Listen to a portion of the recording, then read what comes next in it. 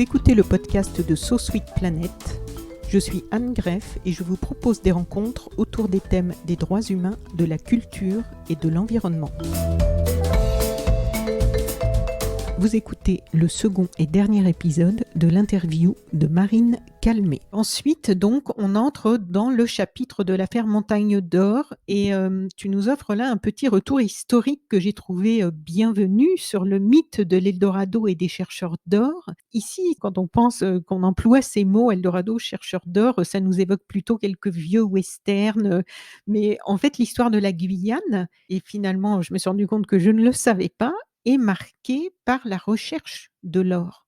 Ah oui, vraiment, c'est-à-dire qu'encore aujourd'hui, ce territoire, il est vraiment dans la main de ces chercheurs d'or puisqu'il y a, même au niveau local, une caste au pouvoir des grandes familles minières qui malheureusement dirigent encore la politique et ça, c'est extrêmement marquant quand on arrive en Guyane. C'est-à-dire que, et c'est le cas dans malheureusement aussi beaucoup d'autres territoires d'outre-mer, et c'est le reflet évidemment de la colonisation. On est arrivé, on s'est implanté, on a, créé ces petites baronnies locales aussi pour tenir, les populations et donc, il y a une sorte d'oligarchie au pouvoir en Guyane qui a des mines, qui défend la mine et qui ne voit que ça comme modèle, de développement pour le territoire.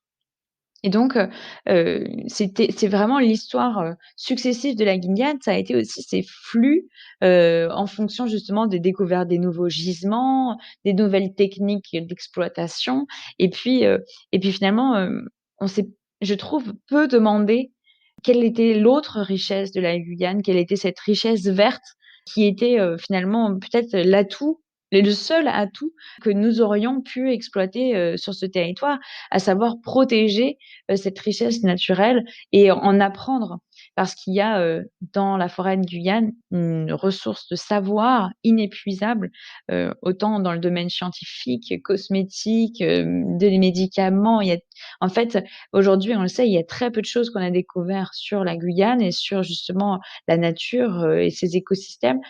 Et il nous reste tout à découvrir et quand on voit que le seul secteur qu'on est prêt à développer sur ces territoires, c'est celui qui creuse à coups d'explosifs dans le sol, c'est c'est vraiment extrêmement dur à envisager et pourtant on nous, avec le collectif Hors de Question, le problème c'est que globalement, on se heurte justement à des politiques, locales qui sont, complètement sourds à un nouveau mode de développement de la Guyane, comme quoi c'est vraiment un culturel, historique. Il y a cette, tradition, de la Guyane vue comme, une ressource, en or, c'est l'Eldorado et aujourd'hui évidemment, nous aimerions absolument tourner la page pour que cesse, ce mode de pillage du territoire et qu'on passe à un mode de vie qui soit beaucoup plus respectueux du vivant.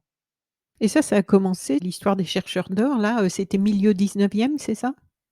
Oui et puis Mmh. très récemment, en fait, on a développé, des activités qui, ont permis, en fait, d'entrer sur le territoire. En fait, il faut voir que cette forêt, elle est tellement dense que d'un certain côté, ça l'a sauvée.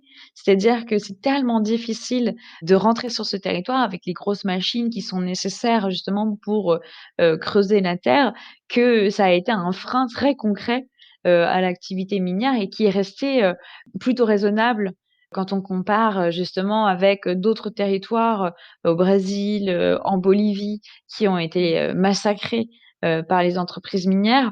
En Guyane française, le projet Montagne d'Or, c'était le premier projet, de cette envergure-là. C'est-à-dire que traditionnellement, parce que c'est beaucoup plus simple d'avoir un petit tamis et une installation, légère, si on peut le dire comme ça, Tamis, pour TAMIS, hein, oui, un petit tamis, oui, pour pour passer l'eau et chercher les petites exact. pépites d'or. Voilà, c'est plus Oui, simple d'avoir un petit matériel qu'on peut porter avec oui. soi et aller dans la forêt trouver un layon, c'est-à-dire, un chemin dans la forêt avec un gisement qu'on exploite souvent, traditionnellement directement dans la rivière, Mmh mh. que, de déployer des projets, monstrueux comme le projet Montagne d'Or où il faut 10 tonnes d'explosifs par jour, des camions, des centaines de camions qui font des allers-retours par des routes et toute une infrastructure, qui est extrêmement coûteuse et donc, pour ce qui était inquiétant dans l'aspect de Montagne d'Or, c'était que c'était un changement d'échelle très, très, quelque chose de très, très différent de ce qu'on avait vu, sur le territoire guyanais jusqu'ici et donc évidemment un très mauvais signal, alors qu'on parle justement de réchauffement climatique et de protection de la biodiversité. C'était une aberration de voir, ce projet d'un coup, arriver sur ce territoire. Et justement, est-ce que tu peux nous donner, parce que là, on en parle comme ça, mais pour montrer un peu l'ampleur des dégâts, les chiffres que tu donnes, page 167. Ah oui, beh, en fait, ce qu'il faut bien voir, c'est que donc en Guyane, donc comme je disais, il y avait jamais eu de projet de cette taille-ci, hein. La plupart des projets sont des projets qu'on dit alluvionnaires, c'est-à-dire de Mmh. recherche d'or sur les fleuves et là, il s'agissait d'un projet terrestre, donc on appelle ça de l'or primaire, des filons qui sont dans la roche et donc l'étendue de la fosse, hein, telle qu'elle était annoncée, en tout cas par, Montagne d'Or donc, c'était donc une fosse de 2,5 kilomètres de long, 400 mètres de large et 120 mètres de profondeur. À savoir qu'ils étaient pas complètement honnêtes et transparents, je pense, sur les chiffres parce qu'ils variaient quand même régulièrement. Pour vous donner un ordre d'idée, c'est de la taille de la tour, Eiffel. Donc on aurait pu poser la tour Eiffel dans ce trou béant au milieu de la forêt. Et donc, alors il y avait notamment évidemment les dimensions qui étaient, juste, monstrueuses, mais évidemment aussi l'impact sur les espèces, puisqu'on parlait de plus de 140 espèces protégées qui vivaient sur le site, puisqu'on se trouve en plus entre 2 réserves de biosphère intégrale, donc des Oui. réserves qui sont justement fortement peuplées en espèces, qui doivent être conservées et puis, des consommations en eau faramineuses, enfin inimaginables, puisqu'on parlait, L'utilisation, tu mets 470 000 litres d'eau par heure. oui, c'est-à-dire que d'ailleurs, même quand on a rencontré les ingénieurs du BRGM, du Bureau des mines, de Guyane, ils n'étaient même pas certains qu'on ait ce genre de ressources en eau sur le territoire pour assumer justement, la voracité du site. Donc c'était vraiment, pharaonique comme projet et c'est pour ça évidemment qu'on n'avait pas d'autre choix que de s'y opposer et de faire obstacle pour tout simplement avoir, pour protéger le territoire. Parce que là, on avait vraiment une industrie rapace qui comptait véritablement dépouiller le site, en eau, en biodiversité et avec, évidemment, des impacts sur la nature complètement irrémédiables.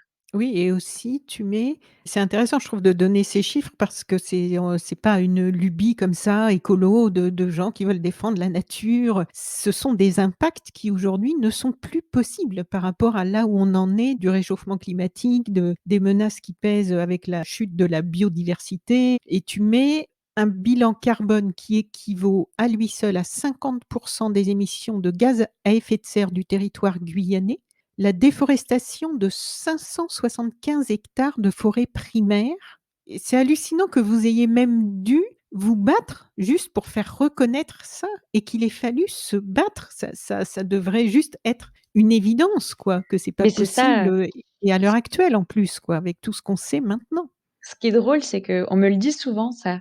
C'est-à-dire, Oui, «Mais c'est quand même bizarre que vous ayez même dû faire quelque chose». oui, Bah oui, je suis d'accord, c'est bizarre et pour autant, c'est bien ce que révèle justement ce projet. C'est que d'un côté, il y a des gens qui ne comprennent pas en quoi c'est une aberration et qui mmh, nous disaient même que leur projet était extrêmement vertueux. C'est-à-dire, c'était, la mine 2.0. On avait les meilleures technologies, c'était quasiment une mine bio, quoi. C'était vraiment, ils s'étaient inspirés des meilleures techniques, d'autres mines responsables. Alors quand on est allé voir quelles mines ils avaient pris pour exemple, on s'est rendu compte que c'était pas si responsable que ça. C'est, ce qui les a perdus aussi dans leur argumentation, c'est qu'en fait, tous leurs arguments pour nous vendre un projet, éco-responsable de mines durables, c'était du vent et ça a été très facile pour nous de le démontrer de ce point de vue-là. Mais il faut pas oublier que ce projet, il est quand même né à l'époque, du gouvernement Hollande, c'était Emmanuel Macron qui était à Bercy. En France, c'est Bercy qui est responsable du développement des projets miniers et à l'époque, monsieur Macron et son ami Armand Montebourg, avec, son ministère du redressement productif, avec un nom déjà en lui-même qui est quand même étrange, ces ministères, ils voulaient relancer la mine à tout prix et donc on ouvrait grand les portes à ces multinationales pour venir s'implanter sur le territoire et c'est pour ça qu'on a dû se battre. C'est parce qu'on a dû se battre contre des personnes qui étaient convaincus du fait que justement, c'était une bonne chose pour le territoire. Ce sont les mots d'Emmanuel Macron. Il disait: «Je suis convaincu que c'est une bonne chose pour le territoire» et ça montre bien la différence de culture qu'il y a entre justement nous, qui nous disions d'entrée de jeu avec le bon sens d'un citoyen lambda, en fait: Mmh. «Mais c'est une aberration, c'est personne ne voudrait avoir ça à côté de chez soi, enfin, c'est une évidence» et ces gens-là qui nous disent: «Mais non, mais c'est très bien, ça va relancer l'économie, ça va faire de l'emploi. Alors soit on va détruire la nature, d'accord, mais ça va être pour le mieux». Aujourd'hui, c'est cette mentalité-là, en fait, qu'on combat. Il faut pas se dire que c'est un projet, c'est un système qu'on combat et c'est ce système qui repose sur l'exploitation de la nature. Et donc, c'est le début d'un long bras de fer que tu nous racontes en détail et je trouve que vraiment ça ferait le scénario d'une bonne série, une bonne série Netflix, hein, parce qu'il y a J'adorerais, tellement de j'adorerais. rebondissements. Bah, oui, je pense qu'il y a quelque chose à faire là, franchement. Il y a J'ai tellement tout, de en rebond fait. Il y a des Indiens, il y a de l'or, il y a des Russes. Je me suis dit c'est vrai, qu'effectivement, ça ferait une il y a super série.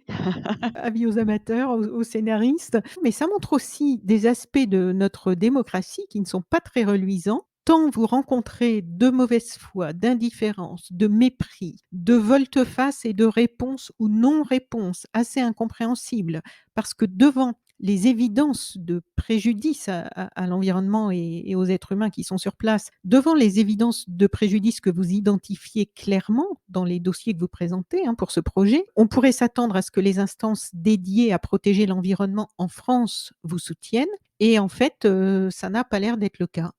Non, ça n'est pas le cas, du tout, c'est-à-dire que tous ces garde-fous qui sont censés garantir justement que les experts puissent faire obstacle à ce genre de projet, donner un avis éclairé, que l'autorité environnementale en France désavoue ce genre de projet sur nos territoires. Non, il n'y a eu aucun obstacle. Ils ont déroulé le tapis rouge et c'est uniquement à cause de la mobilisation dans les rues, dans les tribunaux, dans les médias que nous avons réussi à faire suffisamment de pression pour renverser le rapport de force.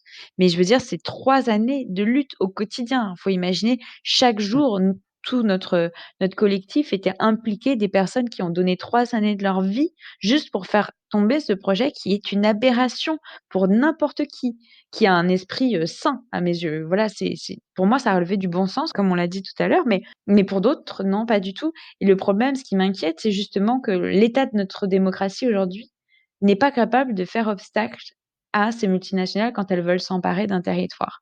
Et ça, Oui, c'est on pas en du tout reparle. rassurant. C'est pas Mmh. du tout rassurant et ça doit vraiment être rapidement changé. Or, ce qu'on observe actuellement, justement, c'est que ce n'est pas le cas.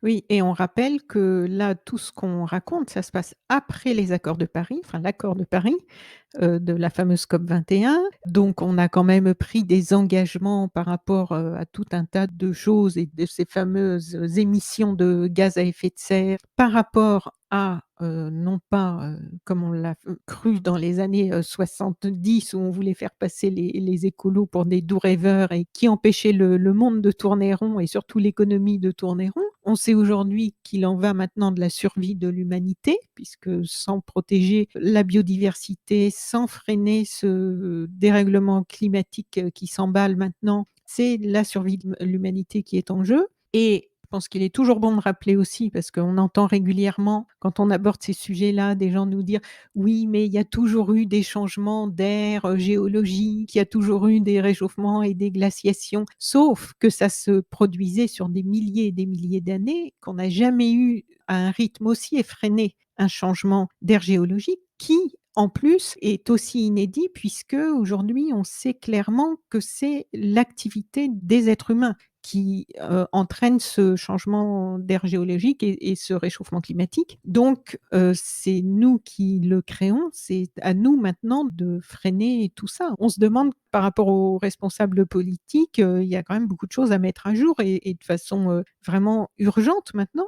Donc on voit en fait dans ton avec ton livre et au travers de ces histoires que tout ce qui se joue est complexe quand même, hein, et que 2 mondes s'affrontent. Comme tu dis, il y a ceux qui veulent défendre la nature et ceux qui veulent l'exploiter et les élus guyanais dont tu parles, eux, défendent le projet Montagne d'Or et accusent le ministère de l'écologie, lorsqu'il prend enfin position contre le projet Montagne d'Or, Les élus l'accusent de néocolonialisme. Est-ce que tu peux nous expliquer pourquoi? Oui, alors en fait, ce qui est très, intéressant, dans cette situation, c'était que je suis allée voir évidemment, les collaborateurs de Nicolas Hulot, puisque c'était encore, lui à l'époque, en leur disant: «Mais comment c'est possible que ce projet soit encore sur la table? Comment allez-vous nous soutenir?» Et Mmh. en fait, ce qui était édifiant, c'était qu'ils prenaient des pincettes avec ce sujet, en nous expliquant qu'évidemment, en interne, ils étaient tous contre, et qu'ils trouvaient également que c'était une aberration. Mais, que d'une part, c'était pas leur responsabilité, parce qu'eux, c'était le ministère de l'écologie et que les mines d'or, c'était Bercy. Donc ils essayaient de temporiser un petit peu entre les différentes responsabilités. Et puis, ce qui leur faisait bizarrement très peur, c'était, ces élus qui, à chaque fois qu'ils prennent des décisions à Paris, leur disent: «Mais c'est encore une fois Paris qui décide pour les territoires. Nous, en Guyane, on veut la mine» et d'une certaine façon, les priver de cette mine, c'était encore une fois décider à leur place et donc c'était du néocolonialisme. Moi, ce qui m'inquiète dans cette situation, bah, d'une part, c'était qu'on tombe dans ce sketch parce que c'est complètement aberrant. Alors évidemment, ça serait mieux que ce soit les Guyanais qui décident, pour eux, le problème, c'est comme je vous l'ai dit, il faudrait que ce soit les Guyanais qui décident, sauf qu'on a une oligarchie locale qui a pris le pouvoir et qui, se sert dans les richesses du territoire et que ça ne profite pas aux gens qui vivent sur ce territoire. D'ailleurs, quand, à la sortie du débat Montagne d'Or, on a fait un sondage sur l'avis des Guyanais, 70 des personnes qui vivent en Guyane se sont exprimées contre le projet et donc en fait, ce jeu de dupes justement, de ces élus qui braillent, en disant: «Ah non mais c'est encore du néocolonialisme, c'est Paris qui décide à notre place». C'est vraiment pathétique de rentrer, dans ce schéma, enfin de tomber dans ce piège. Parce qu'en fait, eux, ils défendent leur chapelle, ils défendent leur profit personnel, ils sont tous justement de mèche avec, ces industriels et donc aujourd'hui, il faut qu'on cesse de prendre ces gens-là avec des pincettes. Ils sont du C'est vraiment, une caste qui vient du siècle dernier, qui se maintient au pouvoir et aujourd'hui, il faut, et j'espère peut-être aux prochaines élections qui arrivent, bientôt, justement qu'il y ait un vrai changement pour le territoire. J'espère que justement les Guyanais vont se souvenir dans ces élections de qui leur a fait subir ça. Montagne d'or, les mines, les pollutions que ça implique, Total. Enfin, je veux dire, le président de la collectivité territoriale, il a quand même vendu son territoire pour 3 millions d'euros. 3 millions, c'est même pas de quoi construire un collège.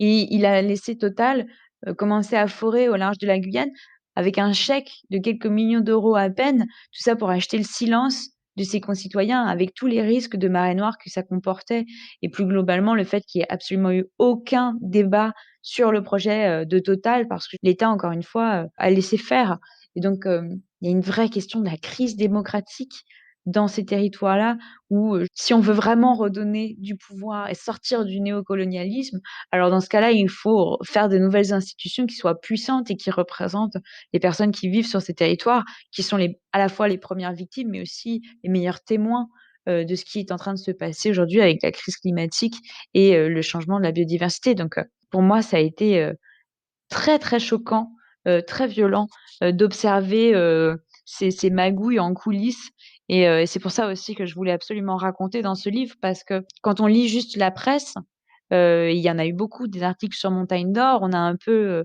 l'image, alors on suit, les différentes, Mmh.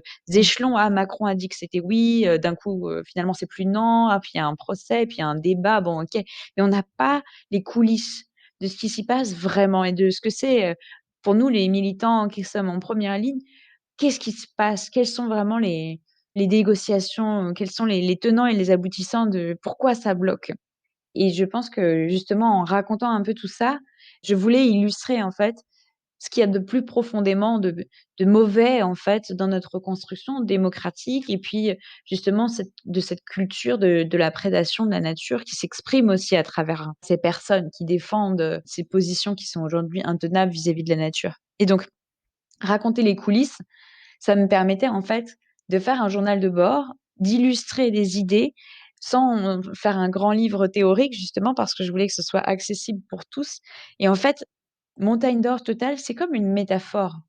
C'est tellement, symbolique de ce qui arrive à notre planète, c'est tellement le symptôme de notre société que pour moi, je l'ai filé comme une métaphore à travers le livre où je raconte ces histoires pour mieux illustrer ce qui ne va pas et ce qu'il faut changer. Et c'est vraiment, une façon aussi de rendre, ces théories, accessibles et en même temps aussi de rendre hommage à tous les militants qui ont consacré leur vie à faire tomber ce projet, imaginé justement dans les bureaux de Bercy, au bureau d'Emmanuel Macron. On sent aussi d'ailleurs assez bien les contradictions qui se jouent au sein du ministère et que devait gérer, Nicolas Hulot, puisqu'il vous parle, à un moment de l'organisation d'un sommet des peuples racines, expression que tu n'apprécies pas trop d'ailleurs, les peuples racines. Donc il vous parle de ça et puis finalement, ça fait flop, il y a rien du tout qui en sort et en fait, là, on parle des forages offshore de Total et de Montagne d'or, un peu tout mêlé parce que le livre est écrit, parce que les 2 histoires sont passées. Mais en fait, dans la chronologie de l'histoire, tu es en train, avec tous ceux qui t'accompagnent, vous êtes en train de vous battre par rapport à l'histoire de Montagne d'or. Il devrait y avoir ce sommet des peuples racines et en fait, non seulement il n'y a pas le sommet, mais là, dans la chronologie, en fait, en plus, vous apprenez que Total se lance dans ce projet de forage. Mais franchement, il faut garder le moral quand même, hein. Ça a Vous été aviez pas, il n'y a pas des extrêmement moments où dur. vous aviez envie de tout abandonner et de partir sur une île déserte? Ça a été franchement très dur parce qu'on Mm. était épuisés, Oui. des mois de en fait, pour Montagne d'or, on s'était vraiment dit qu'on serait sur chaque événement public, on informerait la population, qu'on donnerait les éléments, scientifiques, techniques à tout le monde parce qu'il fallait que les gens sachent ce qu'il y avait vraiment derrière ce projet et que Montagne d'or sinon arrivait avec sa petite vidéo de promotion, et que c'était, en fait, qu'il n'y avait plus de débat quoi, qui confisquait le débat. Et donc on était tous les soirs, ailleurs. On avait notre hamac, on le mettait dans la voiture et puis on allait le pendre dans un autre village et tous les soirs on finissait à 22:00, en remballant nos petites affaires, en allant nous coucher, dans nos petits cocons et ça a été très dur physiquement, mentalement parce que tous les jours il fallait redire la même chose, s'opposer, au même greenwashing, de la part de l'industriel et donc forcément quand on a appris que Total arrivait également, ça a été, extrêmement dur de repartir. D'ailleurs, tout le monde n'a pas réussi à s'impliquer dans les 2. Il y a beaucoup de gens qui nous ont dit: «Ah non, moi je Montagne d'or, je déjà je finis Montagne d'or et et ensuite on Mmh. verra» et on a été, un tout petit nombre au début, on était 3. Donc je raconte avec, Pascal et Claire, on a monté donc, ce collectif Stop Pétrole Offshore Guyane et progressivement, d'autres citoyens sont venus justement et ont commencé à militer avec nous et puis au final, dans les médias, ce qui nous a aussi beaucoup aidé, c'est que dans les médias, on en a parlé très rapidement parce qu'on était en pleine préparation, de la COP et qu'il y avait ce bateau de forage qui filait droit vers la Guyane pour venir chercher, du pétrole et le gouvernement avait apparemment, pas la même appréhension du sujet que nous, puisque nous, on était scandalisés et eux ne Mmh. voyaient pas le problème. Et là, mi-juillet, par rapport à cette histoire-là, il y a quand même des grandes, des ONG, importantes, reconnues qui vous rejoignent? Alors oui, on a été beaucoup soutenus évidemment par Greenpeace aussi, qui faisait justement Oui. des repérages dans la zone. Parce que, en fait, il faut bien voir que ces projets pétroliers, ils arrivaient sur une zone qui est très, très mal connue par les scientifiques, mais qui constitue un récif, en fait, d'une taille extraordinaire puisqu'il court apparemment, du Brésil jusqu'au Venezuela, peut-être même plus loin, Mmh. avec, en fait, une sorte, de corridor écologique qui relie du coup, tous ces océans dans lesquels en fait, les animaux peuvent venir du coup se reproduire, être protégés et donc ça paraissait évidemment une aberration d'aller planter, des puits, dans un endroit comme celui-ci. D'ailleurs, ce qui était effarant, c'est que le Brésil avec, les institutions qu'on connaît, hein, au Brésil, a lui réussi à tenir tête à Total. C'est-à-dire quand ils ont vu arriver ce dossier, l'IBAMA, qui est leur ministère en gros de l'environnement, a dit: «Mais c'est hors de question de vous laisser forer dans cette zone, à cause du récif, de l'Amazone, mais aussi à cause des espèces protégées et puis des risques parce que c'est une zone qui est extrêmement profonde avec des courants extrêmement forts» et on n'avait pas envie de répéter, le scandale d'il y a quelques années, où justement une plateforme de forage pétrolier avait explosé dans le golfe du Mexique et en France, le dossier est passé comme une lettre à la poste et en quelques mois, Total était déjà en train de forer. Donc pour vous dire à quel point on était évidemment scandalisés de voir ce sujet, sur la table et puis, aucune instance d'expertise, notamment sur les espèces protégées comme le comité, de protection de la nature n'avait été saisie. Les instances censées garantir le débat public comme la Commission nationale du débat public n'avaient pas été saisies. En gros, Total était dans la plus claire illégalité, mais le gouvernement a complètement laissé faire alors qu'il avait pleinement conscience des vices de procédure et même le juge, hein, puisqu'après on est allé avec Greenpeace saisir la justice, même le juge ne nous a pas donné raison. Et donc, ça a été, enfin, c'est comme une trahison pour nous. Parce que ça veut dire que finalement, nous qui sommes sur le territoire, nous ne pouvons pas faire confiance aux règles de la République, nous ne pouvons pas faire confiance aux institutions censées nous protéger et c'est pour ça qu'aussi j'en suis venue à développer cette théorie des gardiens qui sont pour moi quelque chose d c'est transcender justement le rôle de citoyen parce que pour moi le citoyen, c'est aussi celui qui se tient en règle, qui va voter, qui est dans un schéma assez classique en fait de rôle au sein de la société et pour moi le rôle de gardien, c'est au contraire celui qui remet en question ces règles, qui les combat quand elles sont injustes et qui ne s'y tient pas justement si elles sont dangereuses, notamment pour la nature. Parce que notre rôle, ce n'est pas juste, justement d'envisager notre existence, à travers ce prisme, actuel, ce rôle d'électeur, et puis, individualiste, mais au contraire ce rôle de gardien et je le dis au pluriel, parce que de faire groupe, de faire corps, de protéger la nature, les communs et donc c'est vraiment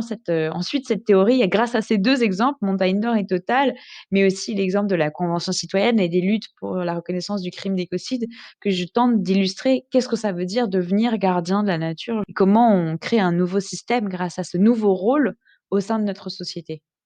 Et donc le 28 août, Nicolas Hulot démissionne de façon fracassante, on s'en souvient, du gouvernement et tu cites ses propos à l'époque dans Le Monde où il répond aux journalistes par rapport à ce qui vient de se passer et où il dit: «On s'évertue à entretenir un modèle économique cause de tous ces désordres climatiques. Nous faisons des petits pas et la France en fait beaucoup plus que d'autres pays. Mais est-ce que les petits pas suffisent? La réponse, elle est non». Et en fait, justement, donc je t'en parlais en off, Muriel Dourru et Nicolas Hulot viennent de sortir un livre, sous forme de bande dessinée dont le titre est «Les petits pas ne suffisent pas» et ce qui m'a étonnée, c'est qu'en fait, au fur et à mesure qu'on avance dans ton livre, on se dit: «Mais qui?» puisqu'il y a beaucoup de choses assez opaques, en fait, ou de décisions et de volte-face où on ne comprend pas pourquoi, on ne sait pas pourquoi, on ne saura sûrement jamais pourquoi de choses qui se jouent en coulisses, d'intérêts, de jeux d'influence et on se demande qui influence qui et qui gouverne. Et en fait, ce que j'ai trouvé assez dingue de lire, simultanément cette bande dessinée-là de Nicolas Hulot et Muriel Dourru qui revient sur, beaucoup de choses, des coulisses de ce qu'il a vécu, dans cette, histoire au gouvernement et où lui, à un moment, est dessiné dans un bureau là, c'est à la période où on arrive à la fin, peu de temps avant sa démission, où il y a toute cette histoire avec le lobby des chasseurs et tout ça et à un moment, il est tout seul et il y a une des bulles, de la bande dessinée où il se dit: «Mais en fait, mais qui gouverne?» Et je me suis dit: «Mais en fait, c'est quand même incroyable que, bon, que nous, à notre niveau, on se pose, la question par rapport à ce que tu racontes, à ce que voilà, on se dit: "Bon, bah, on est citoyen". Que lui, là où il est, se pose cette question et pour moi de le lire, ça faisait comme un effet miroir par rapport à ce que j'étais en train de lire de ton livre, que j'ai terminé hier soir, donc c'était tout frais aussi et ça m'a laissée assez perplexe quoi, pour ne pas dire, plutôt très inquiète et pour, revenir à l'aspect, démocratie dont tu parlais, ça nous montre clairement que nous avons besoin aussi d'un droit, comme tu le disais, qui soit complètement mis à jour. Quelles évolutions toi et ceux qui t'accompagnent, souhaiteraient, là, aujourd'hui? Alors Évidemment, en Guyane française, nous demandons l'abandon définitif de toute forme d'industrie minière sur le territoire. C'est-à-dire que, étant donné qu'on part du constat que c'est incompatible avec la protection du climat et de la Oui, biodiversité, la question, en fait, ne devrait même plus, être, si difficile que ça à trancher. C'est pour ça que, aux côtés aussi de la Convention citoyenne pour le climat, nous avons réclamé l'abandon définitif de toute forme d'industrie minière sur le territoire amazonien.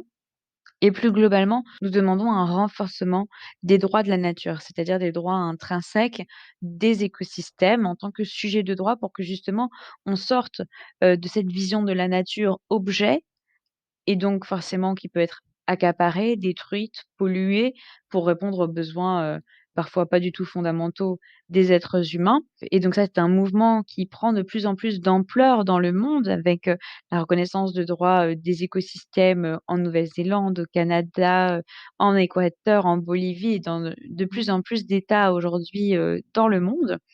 Et puis, on s'est beaucoup battu également ces derniers mois avec mon association Wild Legal et les 150 citoyens de la convention pour la reconnaissance du crime d'écocide, ce nouveau crime justement pour mettre fin à l'impunité de ceux qui mettent en danger, la conservation des écosystèmes et qui, comme en Guyane française, mais aussi sur d'autres territoires, je pense aux algues vertes en Bretagne, au chlordécone, dans les Antilles, au bout rouge au large de Marseille, ces industriels qui détruisent la nature et qui mettent en danger, en fait, les générations futures, à la fois les générations humaines mais aussi non humaines. Et donc nous évidemment, nous passons maintenant par, ce plaidoyer pour, un changement complet justement de paradigme juridique, mais donc aussi politique et social, pour transformer notre manière d'être au vivant et donc c'est un combat, que je mène maintenant depuis, que heureusement, le projet Montagne d'or est un peu, en stand-by, que, Total et son bateau monstrueux, sont repartis et c'est vraiment, pour ça qu'à travers ce livre, j'essaie d'expliquer quels seraient aussi les enjeux, non seulement évidemment de reconnaître des droits à la nature, de renforcer notre droit, mais aussi de faire des citoyens les 1ers acteurs de leur avenir en devenant gardiens de la nature. Parce qu'en fait, la nature, elle n'ira jamais se défendre dans les tribunaux. C'est vraiment à nous, de la représenter dans les associations, dans les institutions, dans les tribunaux, de faire en sorte que ses intérêts soient protégés et donc ça demande évidemment un changement complet de société, un nouveau statut pour moi, de gardien, comme c'est le cas dans de nombreux États. En Colombie, on rencontre, les gardiens du fleuve Atrato, mais il y a aussi en Nouvelle-Zélande avec les gardiens maoris, du fleuve Wanganui. Il y a de nombreux États déjà qui ont reconnu, d'autres formes de représentation de la nature et pour moi, c'est une belle recherche justement de renouvellement de nos institutions puisqu'on l'a vu, les institutions censées garantir la protection de nos écosystèmes ont failli à de multiples reprises et de manière systémique et pas uniquement occasionnelle et donc il faut en tirer les conclusions. Qui sont les gardiens, les meilleurs gardiens de la nature aujourd'hui? Ce sont les associations qui sont le dernier rempart aujourd'hui, face souvent à l'État, malheureusement, qui est du côté des industriels, comme on l'a vu avec Total et Montagne d'Or et qui ne garantit plus justement notre avenir et la protection des générations futures et donc il est absolument indispensable qu'en prenant en considération cette situation actuelle, on fasse plus de place, on donne plus de pouvoir aux citoyens qui, à travers ce statut des garants, pourraient enfin avoir une place aussi nouvelle au sein de notre société et revoir, du coup, évidemment, le fonctionnement de nos institutions. On l'a vu avec la Convention citoyenne, hem, placer les citoyens dans une situation de responsabilité, les éduquer aussi, les former aux questions là, c'était du climat, mais ça peut être de n'importe quelle question qui touche à la nature ça transcende les clivages gauche-droite, ça transcende les différents groupes sociaux, les appartenances sociales. C'était des citoyens qui venaient de tous les horizons politiques et sociaux différents et qui ont été capables de travailler ensemble pour trouver des réponses en se fiant à la science et en se fiant évidemment aux objectifs qui étaient ceux d'atteindre donc, le respect des engagements de l'accord de Paris. Aujourd'hui, Toi-même, au début, tu n'y croyais pas à non. cette, convention citoyenne, tu le racontes. Non, j'y croyais pas parce que je me suis dit: «Mais attendez, mais il y a déjà plein de scientifiques quand même qui ont tracé, des scénarios», et en même temps Mmh. maintenant avec le recul, je me dis, c'est dur de se dire, j'y ai voulu y croire, j'y ai cru et je crois encore que, c'était un moment absolument essentiel parce qu'il a aussi été une prise de conscience pour les citoyens qu'on n'était pas obligé de faire uniquement de la manière dont on a fait jusqu'ici avec des parlementaires qui, dans les couloirs ou à l'Assemblée votent des lois comme leur, dicte le gouvernement, mais qu'on pouvait aussi replacer les citoyens dans une position de responsabilisation où c'est lui qui est en force de proposition. Donc malheureusement, on a été trahis jusqu'au bout, j'ai envie de dire. Peut-être qu'on n'aurait jamais dû y aller, mais si on n'y était pas allé, alors on n'aurait pas su que c'était possible. On n'aurait pas vu qu'on pouvait justement, dépasser ces clivages, et se poser des vraies questions. Et donc ça a été j'ai été très heureuse de travailler avec eux parce que je me suis trompée, parce que j'ai vu que justement, au contraire, c'était une machine Mmh. formidable d'émancipation pour ces citoyens et que ça a vocation à être répliqué, à être même modifié, amélioré, pour ressembler justement à nos pratiques dans les territoires. Aujourd'hui, je pense que c'est vraiment ça la traduction des enseignements de la Convention citoyenne. Un enseignement, c'est ne jamais faire confiance, ne plus faire confiance à ce gouvernement. 2e enseignement, c'est vraiment, réfléchir en dehors des cases, imaginer de nouveaux modèles démocratiques, les adapter à nos sociétés dans les territoires et faire en sorte justement de retrouver un modèle de gouvernance avec la nature où les citoyens deviennent gardiens. Parce que c'est ce qui m'a plu aussi en travaillant avec eux, c'est qu'ils ne sont pas arrivés là justement en gardiens. Ils sont devenus des gardiens à travers leur Oui, apprentissage et ça, c'est c'est ça très que j'ai trouvé intéressant. intéressant aussi, c'est cette évolution, et l'impact de l'information, en fait. Voilà. Et en fait, ça montre bien qu'on ne naît pas gardien, on devient gardien et à travers mon livre, je propose un cheminement. Alors je raconte le mien, mais j'espère que ça peut justement en inspirer beaucoup d'autres, et c'est pour ça que justement c'est un livre d'anecdotes, de récits qui peut, j'espère, donner envie, à tout le monde de se lancer, Mmh. dans des luttes, dans la construction de modèles différents parce que c'est à la portée, de chacun et donc c'est une recherche perpétuelle d'amélioration, de découverte, de curiosité vis-à-vis de la nature et comme, les citoyens de la Convention citoyenne, c'est un modèle aussi dans lequel on se réapproprie notre avenir et ça pour moi, c'était très important. Et alors, page 145, tu écris: «Après ces 2 années au chevet des luttes contre les projets miniers en Guyane, le constat est sans appel, le droit de l'environnement actuel ne nous a été d'aucune utilité pour faire face aux excès des projets de la Compagnie Montagne d'Or et de Total. Et donc, dans cette dynamique de chercher à créer de profonds changements de société et après avoir constaté les failles du système, vous réfléchissez à de nouveaux moyens à mettre en œuvre pour faire bouger les choses et vous créez l'école des droits de la nature. Je dis vous parce que vous êtes plusieurs. Est-ce que tu peux nous dire en quelques mots comment vous vous êtes rencontrés et de quoi s'agit-il, cette initiative? Alors, Wild Legal, donc cette école, des droits du sauvage, on pourrait le traduire comme ça, c'est né en fait, de parcours différents. C'est à une époque de ma vie donc où je suis revenue en métropole et Mmh. puis, j'ai retrouvé, Valérie Cabane avec qui, j'avais, travaillé déjà quelques années auparavant et qui travaille sur la reconnaissance du crime d'écocide devant la Cour pénale internationale. Que j'ai interviewé. J'invite les auditrices et auditeurs à aller écouter ce podcast qui est très complémentaire, par rapport au tien aussi. Très bien, voilà, on Mmh. s'est évidemment, retrouvés autour de sujets communs. Elle aussi avait très envie d'avoir une école pour faire connaître, ses enseignements, cette nouvelle vision justement du droit et de la relation à la nature et puis, avec différents autres acteurs aussi comme William Bourdon qui est, un ponte, hein, du barreau de Paris, justement qui notamment, s'est illustré à travers des combats, très forts pour la protection des droits humains. Et récemment encore, puisqu'il défend, Raoni, face à Jair Bolsonaro auprès de la Cour pénale internationale et en même temps, d'autres personnes comme Simon Rossard, avec qui nous avons donc cofondé le projet qui lui avait un parcours assez qui a un parcours assez atypique puisqu'il a une formation de juriste, mais aujourd'hui il Oui. travaille dans l'art et qui avait travaillé sur, enfin vécu déjà, des moods courtes, des procès simulés, justement durant sa formation et qui nous a exprimé, du coup, le souhait d'utiliser ces procès simulés qui sont notre outil aussi pour faire travailler les jeunes au sein de notre école, pardon, pour en faire des futurs avocats, des droits de la nature et donc cette association, en fait, aujourd'hui, elle repose vraiment sur une sorte de triptyque, c'est-à-dire à la fois cette formation des élèves grâce à des procès simulés, mais aussi aussi du coup des actions qui sont nourries par ce travail fait par les étudiants et l'association pour venir directement aider, des luttes locales et puis un aspect évidemment de sensibilisation du grand public puisqu'on donne énormément de conférences.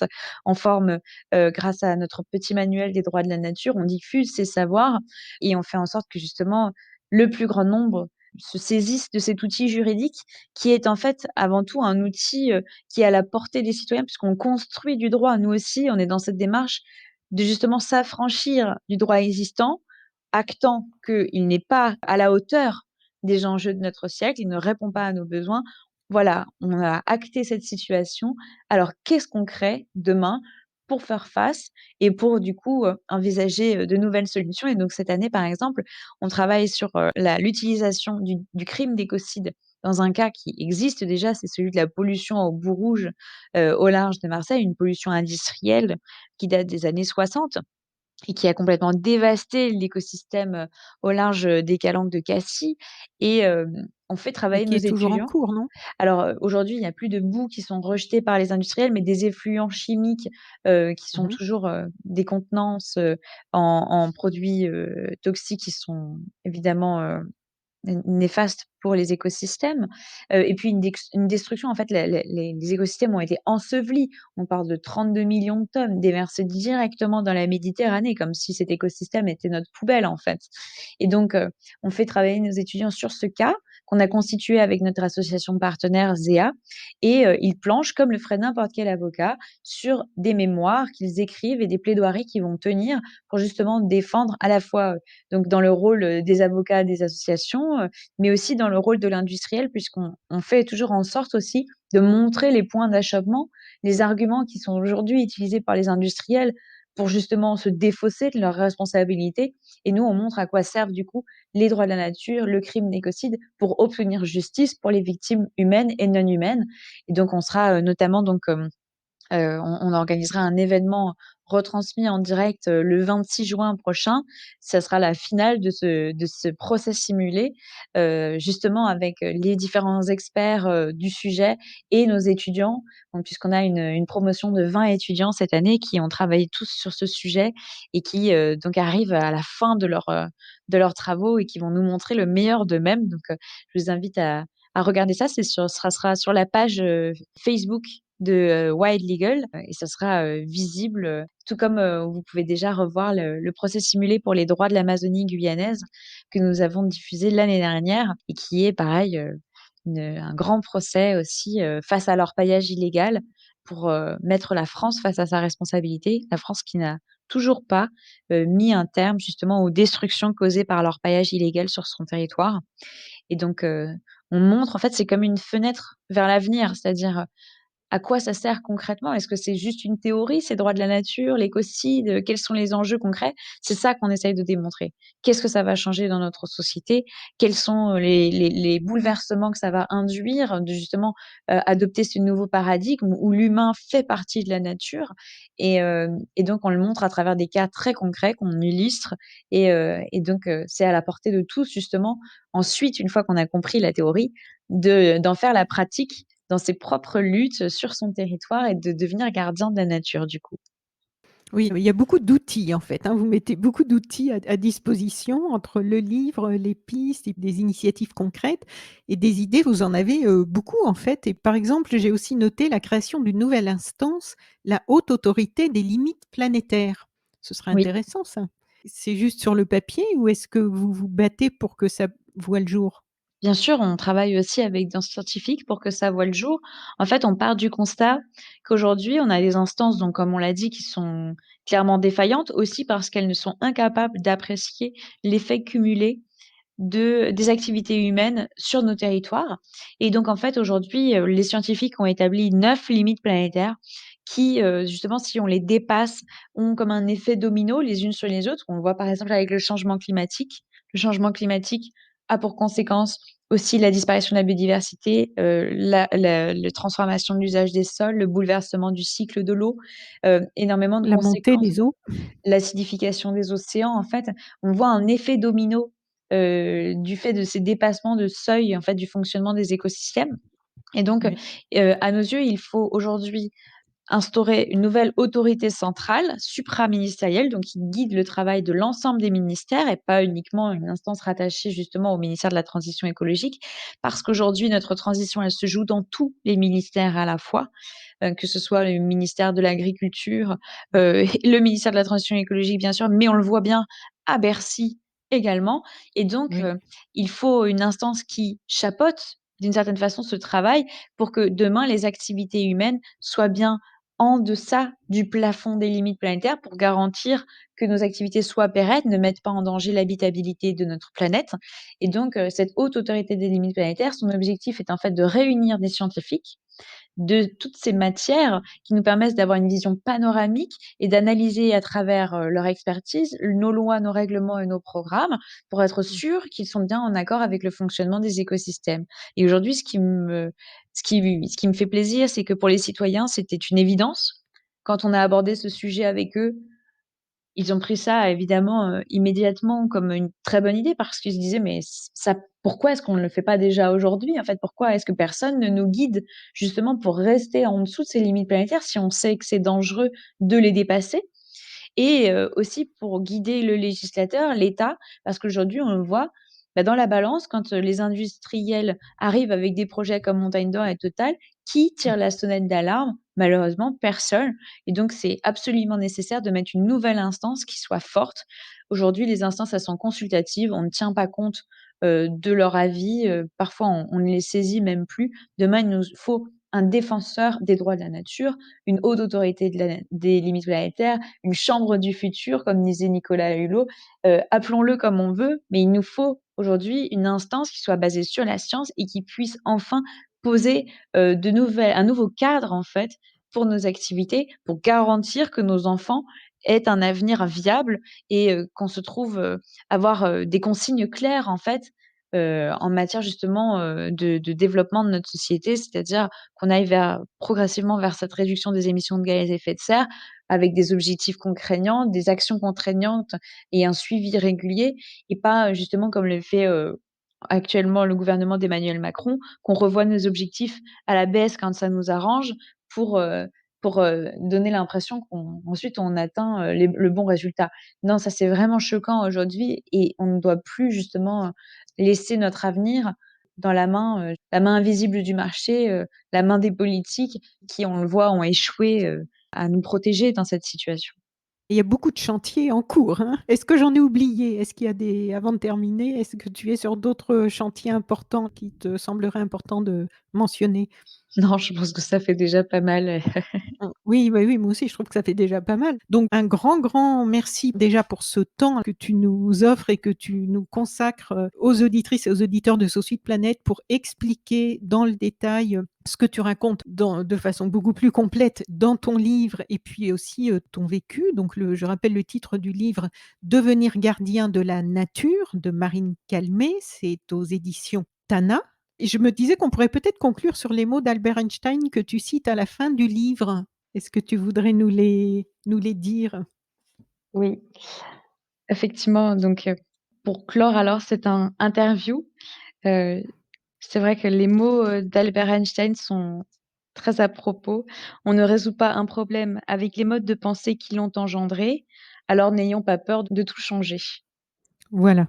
Donc, toi, c'est déjà ce que tu fais depuis un bon moment. Merci pour ça. Merci de te battre, pour nous tous, en fait, hein, du Bah, coup. ça me oui, oui, oui, c'est devenu une raison de vivre. J'espère que justement, c'est aussi pour les jeunes, ça sera une source d'inspiration Mmh. d'être toujours plus nombreux au sein de l'association Wild Legal.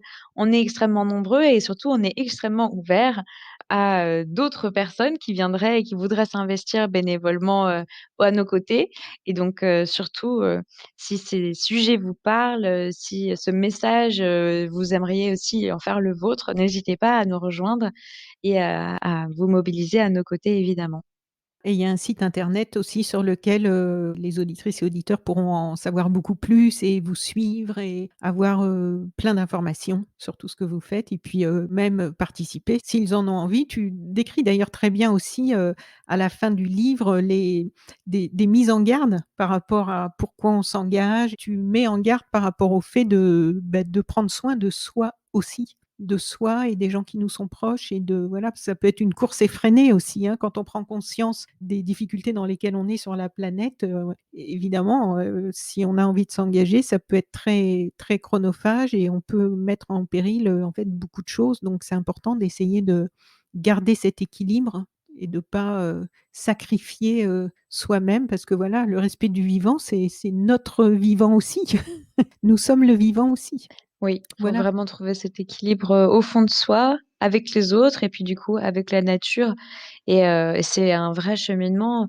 D'ailleurs, pour beaucoup de peuples autochtones, il y a cette idée que, on devient humain quand on apprend à soigner la nature et notamment chez les peuples autochtones de Guyane, on devient adulte à travers justement cet enseignement des savoirs de la nature, cet apprentissage et surtout ce savoir-être en commun et donc je pense que c'est aussi, ce cheminement et un peu ce passage à l'âge adulte que j'essaye de raconter dans mon livre.